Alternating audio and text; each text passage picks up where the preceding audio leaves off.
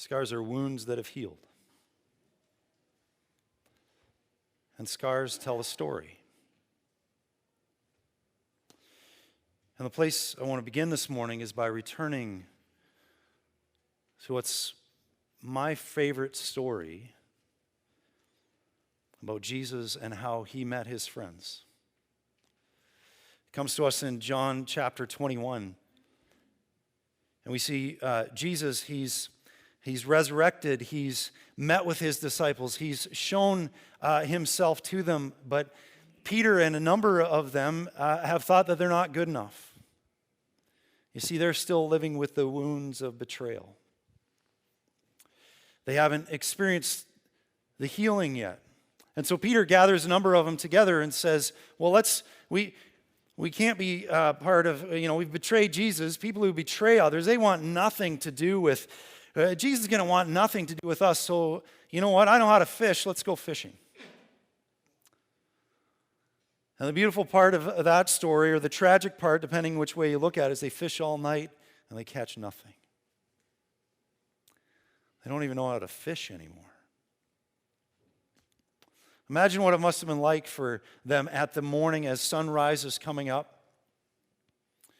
And they know that the best time for fishing is now gone, and they've caught nothing, and they've got there's this open wound in their heart and their life, and it just must have been awful. And then this stranger, they don't know who it is, but somebody walks on the beach and yells out, "Throw your nets to the other side, try one more time." And we don't know why they did, but we're told that they did, and as the story goes, they caught such a great amount of fish that their boats begin to sink. And then all of a sudden, John realizes, hey, I've heard this story before. I remember this. And Peter remembers it as well. And they go, it's Jesus. Walking along the beach. And they jump out of the boat and they bring the boats into shore. And when they get there, there's a fire built. And Jesus invites all of them to gather around. And before he does anything, he says, come and have some breakfast.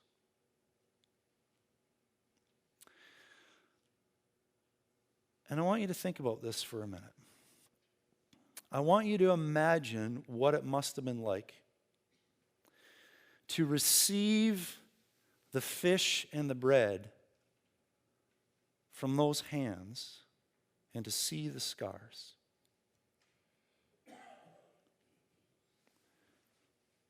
Peter, come and eat breakfast. The full weight of that now healed wound in Jesus comes face to face with the open wound in all of their hearts and in all of their lives. And in that day, they didn't wear pants or shorts. They wore robes. And if Jesus would have been cooking around the fire with his robe on, it would have gotten in the fire and all that. So he either would have removed it or certainly would have lifted it up. And to see the feet walk to him. Imagine seeing the scars there as well. And after they eat breakfast, Jesus turns to Peter and he asks him this question. Peter, who is still deeply wounded, he says, Peter, do you love me? Do you love me? There's no frown. There's no scowl. There's no, Peter, how could you? Do you love me? A great question is, why did Jesus ask this question?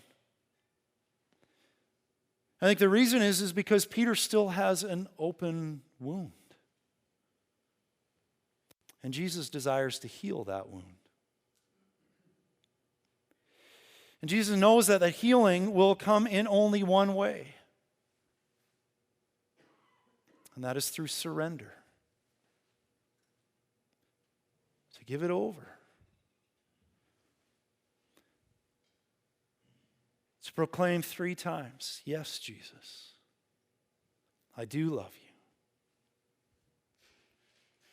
3 times Jesus asks him, Peter, do you love me? You see, that's the way that healing comes. Through letting go of those wounds, to acknowledging them, to bringing them from the darkness to the light, to praying as Jesus invited us to pray, Father, my will, I'm tired of carrying this, but your will be done as we celebrated over the Easter season. But love for many of us is a word that we all know is something that we want in our lives, and yet what does that really mean? On this week after Easter Sunday, around that time when Jesus gathered around on the beach and said, come and have breakfast, what does it mean to really love Jesus?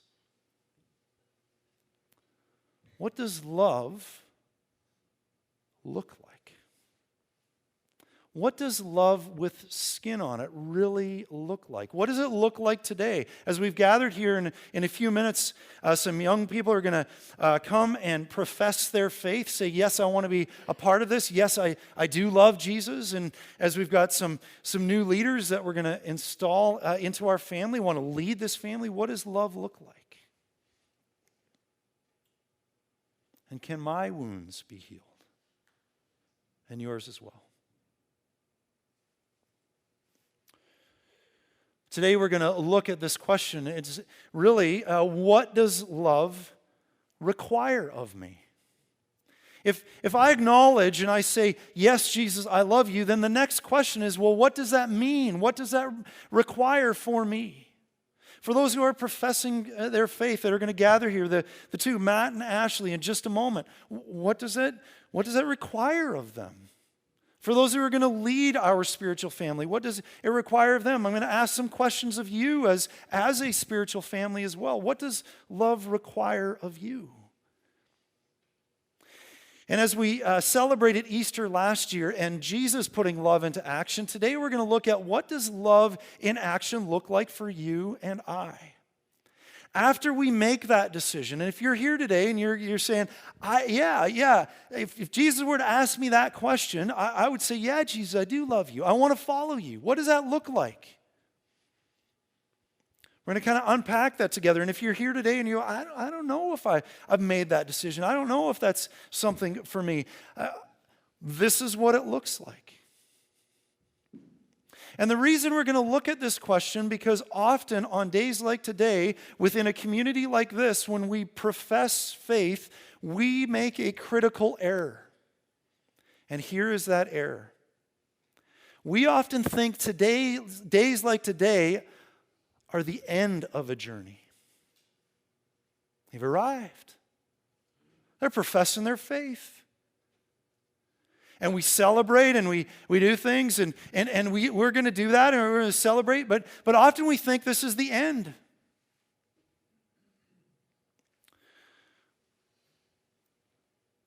A number of you here today are married. And all of you here know somebody who is married.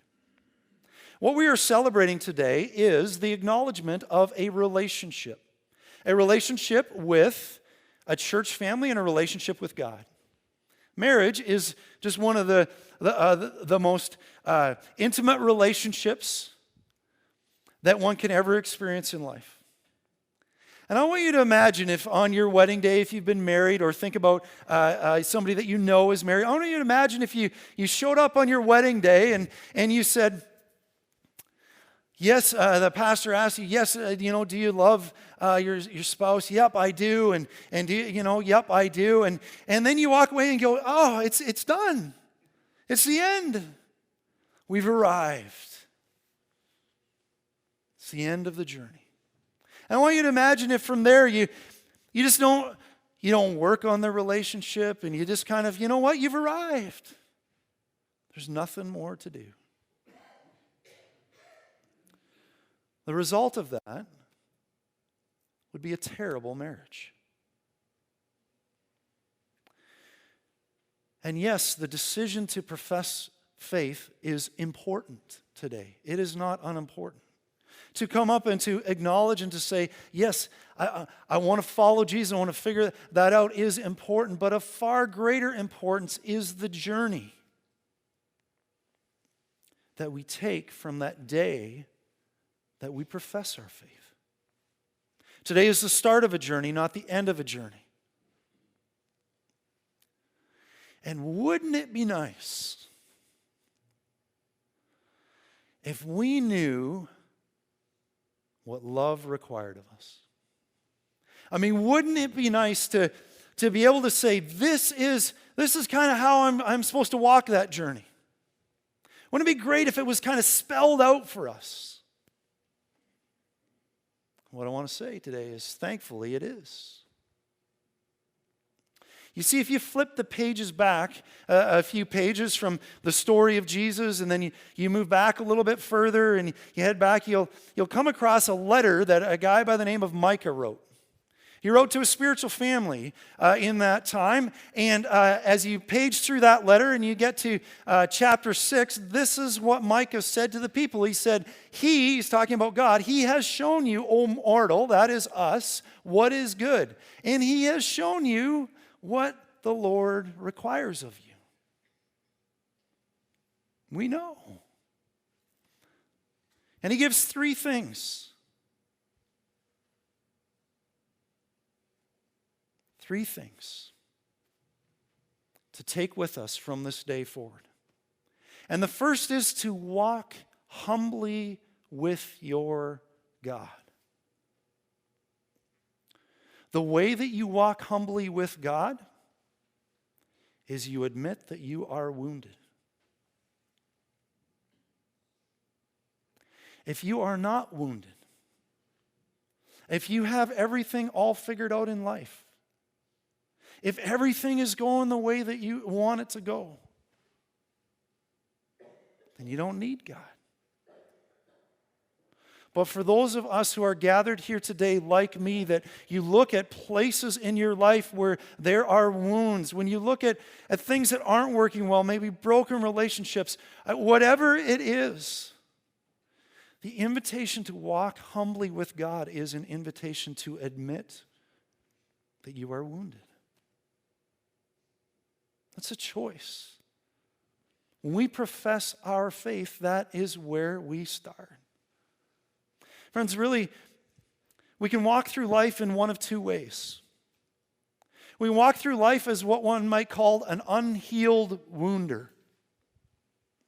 Someone who takes the wounds that have happened to us and we just kind of internalize those, and we make decisions, and when we go along, and then we start wounding those around us.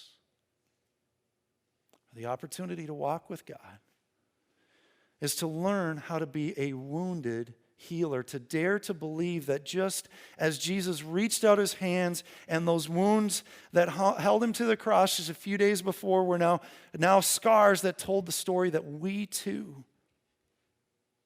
can learn to become wounded healers. This is what it means to walk humbly with our God. That's the first thing. The second thing is to love mercy. We celebrate, when we gathered here on Friday, we celebrated the complete forgiveness of all of our sins. Friends, it is a travesty that in our world looks at this spiritual family, and one of the first things that they think about is a place of judgment. We are invited, we are challenged to be people who love mercy. For those wounds that we carry, the opportunity of the cross is that that pain can be transformed. Your wounds can be healed. That's the hope. But here's the reality. In life, we can choose to transform our pain or transmit our pain. And if you don't choose the first, the second will happen. You don't get the option to not choose the second. And Micah comes to us. We get an opportunity to love mercy. And last is to act justly. The Hebrew word for justice and righteousness, right-useness, come from the same root. It's all about restoration. Acting justly is to move things back to the way they were. And yet, as we know, nothing ever returns back to normal. There is always a new normal. But the new normal is now that we have this perfect body, as Jesus did, this is the hope. But there are scars that tell a story of healing. Friends, if you take one thing from our time today, I hope it is this, that wounds can become the womb for new life. Wounds can become the womb for new life. Come and have breakfast. And boy, do we live in a world that needs this hope. As we look at bombings in Sri Lanka, as we look at floodings, as we look at illnesses and murders, many of you walked through the Norfolk Inn yesterday. As we look at the need for restoration in our lives, a number of you, we had the slides at the beginning, we believe in Simcoe Day. And by the way, we're still in need of a lot of shampoo. So if you, I forgot the shampoo, you can bring it next week. Looking for 175 bottles. Wounds can become the womb for which new life begins. And today I want to give you the invitation. Today I'm giving the invitation to take this and make it incredibly practical. If you are a member of our family here and you have a mailbox and you grabbed, you know what a green sheet is. On the back of that green sheet that you get today, you will have this stapled on there. It's entitled, Developing a Personal Mission Statement. If you do not know what a green sheet is, don't worry about it. There is some on the Welcome Center over there, and there's some on the table back there. What this sheet is a practical guide for you to learn what it means to love. What it means to take all of what we have just talked about and to put it into practice. One of the things that I challenged Ashley and Matt to do was to take this sheet and to develop their own personal mission statement. As we walked together and we wondered, what does it mean to do profession of faith? And one of the things that I've learned is if I'm going to ask somebody else to do something, then I better be willing to do it as well. And the first step in this process, you can't see it here, and that's okay. There's probably 100 verbs, action items, that are on the front of the sheet. And the first activity, if you want to develop your own personal mission statement, what it means, what does love require of you in your everyday life, is to read through those and see where you get stopped. Read along, and as you're reading along, what will happen to you is what happened to all three of us. You'll be reading along, and you'll see that there's different verbs that just jump out of you. And the first one, as I was reading along, was the verb model. Friends, when I think about walking humbly with my God, our God, what I've realized is that actions speak a lot louder than words. Which is kind of scary, seeing as I'm someone who makes a living with words. But anyways, that's another conversation. Friends, when I look at my life, and what I hope that you will see is not somebody that only hopefully gives you something that's helpful on a Sunday morning, but somebody who walks the talk, who models what he is talking. The first verb, the first place that I got stopped was the verb model. The second was the verb inspire. Friends, I hope that at some point the church will be known for a community that loves mercy. Known as, this is a place where people love mercy and not judgment. That inspires me. And the third verb that I came to was the verb encourage. And when I look at those three, for me, I hope that I can live a life that models what it means to love God and love others fully in a way that inspires and also encourages. That's why I like to do what I do. But you are not me. And so I'd challenge you and encourage you to do what Matt has done and what Ashley has done and what I have done as well. And walk through there and just read through those verbs and just be aware of those places where you go, that's me. That's me. And as you walk through that, the next step, you'll have an opportunity on the second page. You'll have an opportunity to write those down. And then have a little place for reflection. And then you'll get to the third step, which is identifying your core value, identifying your calling. Friends, the place that God calls you to is the place where your deepest gladness, those three words that jump off the page are your deepest gladness, and the world's deepest hunger or the deepest need meets. And as you read through those, you're invited to choose one of those. And many of us, core values calling, what does that look like today? We're going to flip the page back even a little bit further. And another guy by the name of Isaiah gives us a few examples of what this calling, some of these places that God calls us to, what that looks like. Remember, God's intended design for our lives, the reason that Ashley and Matt are professing their faith is not so that we can gather together and celebrate that some point in the future they will go to heaven when they die. We're definitely thankful for that, but we're celebrating that they are signing up for an incredible adventure, seeing God's kingdom come on earth as it is in heaven. And in Isaiah chapter 65, Isaiah gives us a few practical examples of what God's kingdom coming on earth as it is in heaven looks like.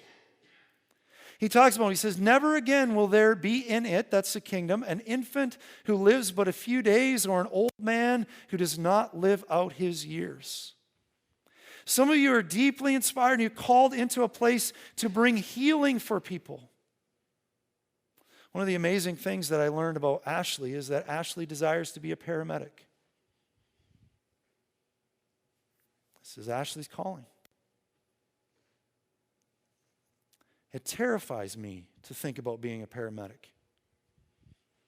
It's not my calling, but it's hers. Some of you, when you read this sentence, you go, this is what I want to do. This is the deep hunger in this world that I was called to bring hope and healing into. Isaiah continues, he says, some of you will build houses in the kingdom. They will build houses and they'll dwell in them. They will plant vineyards and they'll eat their fruit. And no longer will they, as people, build houses and have others live in them or plant and have others eat. These are the folks that work at Indwell. These are the folks that want to give and create systems and structures in this world where justice happens. You're the folks that work in food banks, serve in soup kitchens, volunteer at the pregnancy center.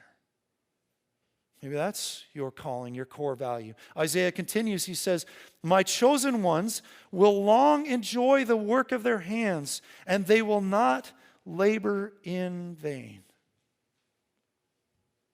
Some of you were called to create meaningful work for people. We have a number of you who are business owners here.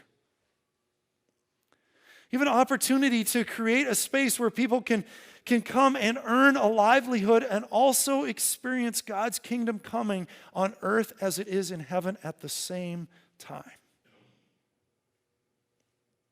It's not only about our work. Some of us have the opportunity to have our daily jobs and our callings kind of connect together. Others of us don't. It's not necessary to be that way. One of the things that one of the two verbs that Matt chose were the verbs advancement and teamwork. Advancement and teamwork. Matt's looking forward to advancing the kingdom, continuing to learn and joining together as a team. I had an opportunity a number of years ago to coach baseball with Matt. We coached a team together, Coach Hendrick's team together. When we coach baseball together, we are building into those leaders of the future, seeing God's kingdom come on earth as it is in heaven. Some of you are called to create meaningful spaces where people can learn. Others of you, that's the last one we're going to look at. Others, nor will they bear children who are doomed to misfortune, for they will be a people blessed by the Lord, and they and their descendants with them. Some of you are just hardwired to just kind of spew hope and joy just to the people around you. You come alongside the hopeless, and you just bring joy in places that are joyless. Friends, every one of these places that Isaiah talked about are places where people are experiencing open wounds that you get the opportunity to bring healing and to move those into scars. Your calling is the place where wounds can become that womb where new life can begin. Friends, I would encourage you to take this document, take it with you, spend some time this week, just sit with it and walk through it. It's a step-by-step piece in it, and gain some clarity as to who Jesus has called you to be. Gain some clarity as to what love requires of you.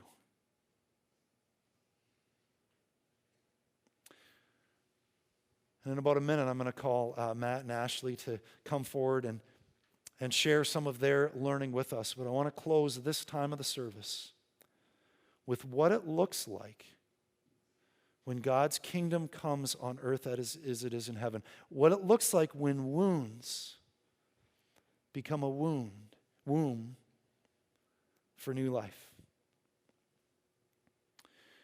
Jesus was teaching one day, and he came across a guy who was a tax collector. He was one of the outcasts in society, very wealthy, but he had ripped off and cheated his fellow countrymen. They were hated in their day. His name was Zacchaeus.